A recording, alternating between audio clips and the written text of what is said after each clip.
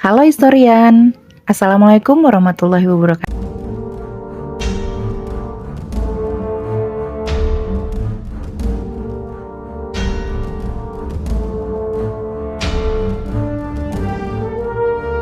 Ini kita akan membahas tempat-tempat bersejarah yang ada di Bekasi. Pernah bayangkan, kota Bekasi yang sekarang ini ternyata menyimpan banyak cerita sejarah yang menarik. Dari gedung-gedung tua hingga monumen-monumen bersejarah. Bekasi punya sejuta kisah yang belum banyak diketahui. Apa aja itu? Yuk kita simak videonya.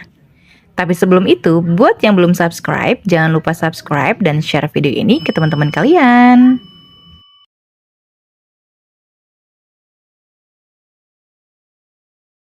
Gedung ini sudah ada dari zaman kolonial Belanda. Rohmat Kurnia dalam bukunya yang berjudul Tempat dan Peristiwa Sejarah di Jawa Barat menceritakan bahwa Gunung Juang menjadi salah satu pusat pertahanan rakyat Bekasi melawan penjajah. Tadinya, gedung tersebut hanya gedung biasa yang dibangun di era kolonial Belanda. Gedung ini dulunya bernama Lenhuis Tambun dan dibangun pada awal abad ke-20 oleh keluarga Kouw van Tambun.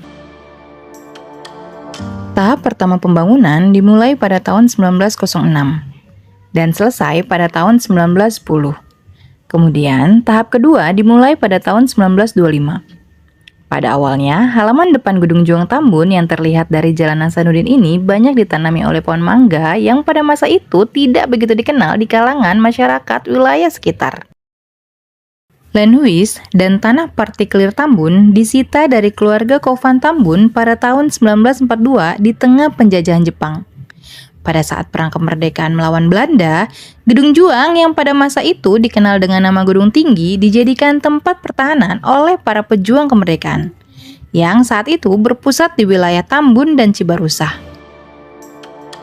Gedung Juang Tambun ini berlokasi hanya beberapa kilometer dari perbatasan wilayah terluar Batavia, yaitu wilayah Sasak Jarang yang kini menjadi wilayah perbatasan antara Kecamatan Bekasi Timur, Kota Bekasi, dengan Kecamatan Tambun Selatan, Kabupaten Bekasi.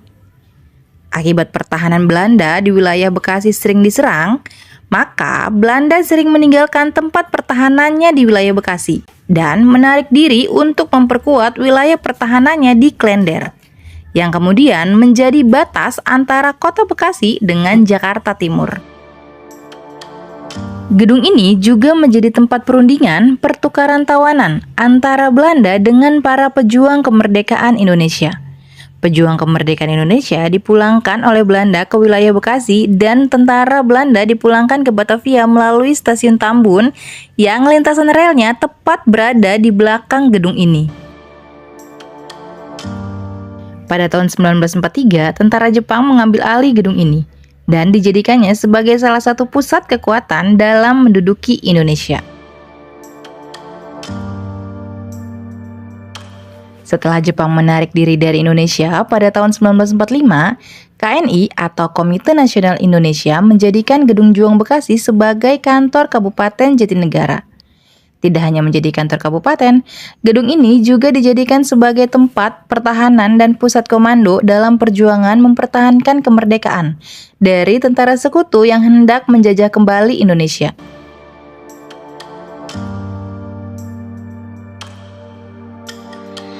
Pada akhir tahun 1947, Belanda melanggar perjanjian Linggarjati dan melakukan agresi militer pertama. Gedung Juang Bekasi pun dapat dikuasai oleh Belanda setelah melakukan serangan bertubi-tubi hingga tahun 1949. Namun, tahun 1950, pejuang Indonesia dapat merebut kembali gedung ini. Setelah gedung ini berhasil dikuasai dan wilayah Tambun berhasil diamankan, maka aktivitas pemerintahan kembali dilakukan di gedung ini. Tercatat, pada tahun 1950, Dinas Pekerjaan Umum Kabupaten Bekasi menempati gedung ini pertama kali. Disusul oleh kantor-kantor dan jawatan lainnya hingga akhir tahun 1982. Pada tahun 1951, gedung ini diisi oleh Tentara Nasional Indonesia Angkatan Darat Batalion Kian Santang. Lembaga Wakil Rakyat pun pernah berkantor di gedung ini hingga tahun 1960. Di antaranya DPRD Sementara, DPRD tingkat 2 Bekasi, dan DPRD GR hingga tahun 1960. Pada tahun 1962, gedung ini dijadikan sebagai tempat tahanan politik Partai Komunis Indonesia atau PKI. Pada tahun 1982, Bupati Bekasi yang juga seorang budayawan, Abdul Fattah, yang menjabat dari tahun 1973 sampai 1983, membentuk Akademi Pembangunan Desa atau APD di wilayah Tambun dengan menggunakan Gedung Juang Tambun sebagai kampusnya.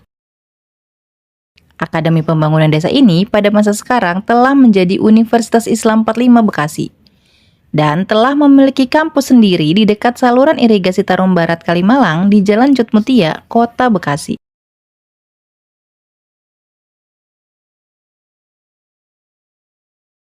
Stasiun Bekasi pertama kali dibangun Belanda pada tahun 1880-an.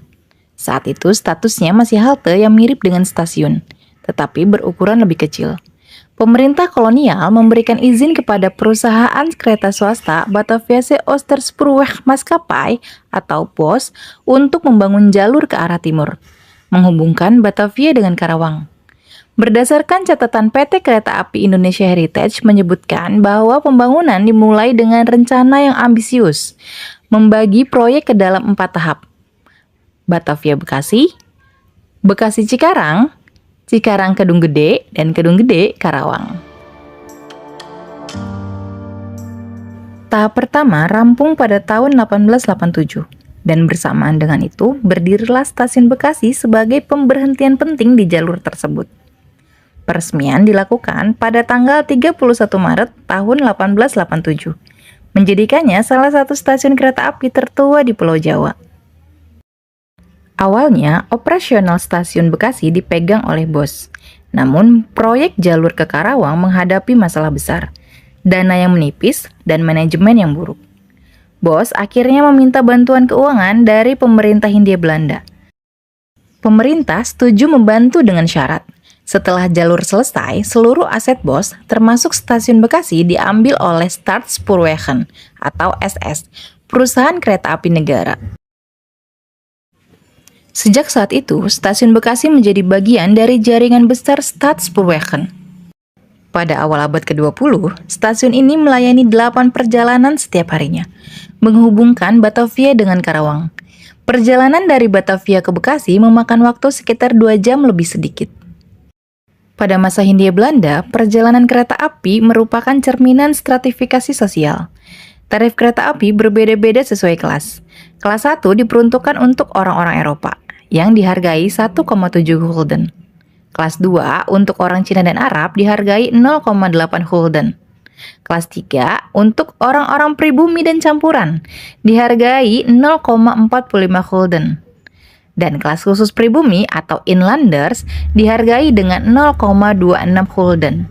Penumpang kelas atas menikmati kursi nyaman, sedangkan kelas bawah berdesakan di gerbong kayu sederhana. Namun, semua merasa terhubung dalam satu perjalanan, menyusuri jalur rel yang membelah persawahan. Setelah Indonesia merdeka, Stasiun Bekasi terus berkembang. Pada tahun 1954, melalui surat keputusan Jawatan Kereta Api, stasiun ini diklasifikasikan sebagai stasiun kelas 4. Stasiun ini menentukan fasilitas yang tersedia dan kapasitas layanan transportasinya.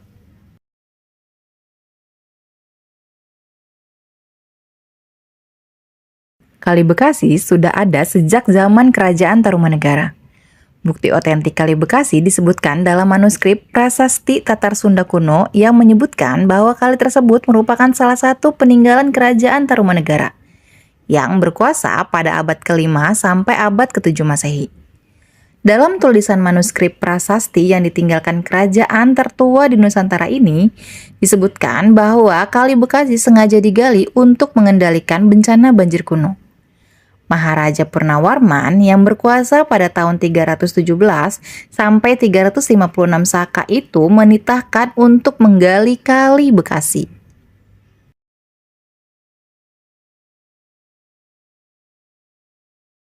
Pada tanggal 19 Oktober 1945 terjadi sebuah tragedi di Kali Bekasi berdarah, yaitu tewasnya 90 tentara Jepang. Peristiwa ini berawal ketika Jepang memutuskan menyerah tanpa syarat kepada sekutu. Sisa-sisa tentara Nippon di Indonesia secara bertahap dipulangkan ke Jepang melalui udara. Salah satu proses pemulangan tentara Jepang terjadi pada tanggal 19 Oktober 1945. Saat itu, sebanyak 90 tentara Jepang menggunakan kereta api untuk dibawa menuju Bandara Kalijati Subang, Jawa Barat. Perjalanan kereta yang membawa tentara Jepang ini melewati beberapa stasiun, salah satunya Stasiun Bekasi. Komandan Tentara Keamanan Rakyat atau TKR, Sambas Atmadinata memberikan perintah kepada Wakil Komandan TKR Bekasi, Letnan II Zakaria Burhanuddin untuk memberikan kereta api yang membawa rombongan tentara Jepang melintas. Namun, Zakaria menentang perintah tersebut. Ia memerintahkan pegawai Stasiun Bekasi untuk mengalihkan jalur kereta yang semula ada di jalur 2 ke jalur 1. Perlu diketahui bahwa jalur 1 adalah jalur buntu yang berujung di dekat Kali Bekasi. Karena buntu, kereta yang membawa tentara Jepang berhenti. Ketika kereta berhenti, massa dan para pejuang Bekasi mengepung kereta. Kemudian, Zakaria dan sejumlah pengawalnya masuk ke dalam kereta tersebut dan meminta izin dari pemerintah RI. Para tentara Jepang kemudian menunjukkan surat jalan dari Menteri Luar Negeri Ahmad Subarjo yang ditandatangani Presiden Soekarno. Di tengah pemeriksaan, tiba-tiba terdengar suara tembakan yang dilepaskan seorang prajurit Kaigun atau Angkatan Laut Jepang. Suara itu ibarat komando bagi massa dan para pejuang Bekasi untuk menyerbu tentara Jepang.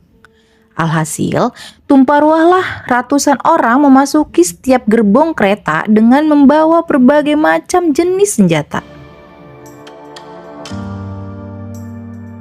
Hanya dalam waktu beberapa menit, massa dapat menguasai kereta api. Bahkan mereka juga merampas barang-barang yang ada di dalamnya dan menjebloskan 90 tentara Jepang ke dalam sel yang berada di belakang gedung Stasiun Bekasi. 4 jam setelahnya, tanpa berkoordinasi lebih dulu dengan Komandan Resimen 5, TKR Mayor Sambas, massa rakyat dan pejuang segera menggiring para tawanan perang itu ke tepian Kali Bekasi.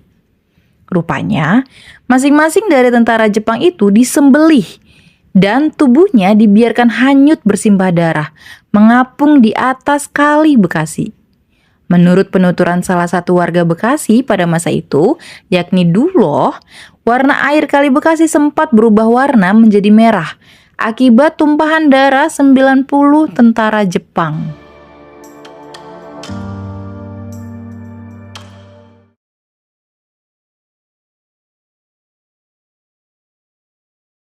Sebuah kota pasti mempunyai pasar yang berfungsi untuk jual beli masyarakat. Tak terkecuali di Bekasi yang dikenal dengan nama Pasar Proyek Bekasi. Pasar ini mempunyai sejarah yang panjang. Jika merujuk pada data dari Arsip Nasional Republik Indonesia atau ANRI, pada buku plakat Kastil Batavia tahun 1602 sampai 1808, jilid 5, halaman 324, tercatat bahwa pada tanggal 1 Februari 1746, Gubernur VOC Van Imhoff mengeluarkan surat izin mengenai pendirian pasar di Bekasi. Pasar yang dimaksud adalah pasar yang terletak di sebelah timur Kali Bekasi. Masa-masa ramainya Pasar Proyek Bekasi ini dimulai ketika dibangunnya jalan pada zaman kolonial Belanda yang diperintahkan oleh Gubernur Jenderal Hindia Belanda Dendel sekitar tahun 1820-an. Pada masa itulah, Pasar Proyek Bekasi mulai ramai. Kemudian, di dekat Pasar Proyek ada pusat pemerintahan Belanda yang saat ini dikenal dengan alun-alun. Ketika masa dibangunnya rel kereta api dari stasiun Senen, Manggarai, Jatinegara, Cakung, Klender, kemudian Kranji, Bekasi, Tambun, Cibitung, Cikarang, sampai ke Gedung Gede atau perbatasan Bekasi Karawang, setelah itu lanjut ke Cikampek dan berkembang ke arah selatannya yaitu masuk ke Bandung dan arah timurnya yaitu sampai ke Cirebon. Pembangunan rel kereta tersebut semakin membuat ramai Pasar Bekasi dan menjadi sentra kehidupan masyarakat Bekasi. Itu tadi tempat-tempat bersejarah yang ada di Bekasi. Semoga video tadi bermanfaat dan menambah pengetahuan kita tentang sejarah Indonesia, karena sejarah adalah guru kehidupan. Sampai jumpa di video selanjutnya.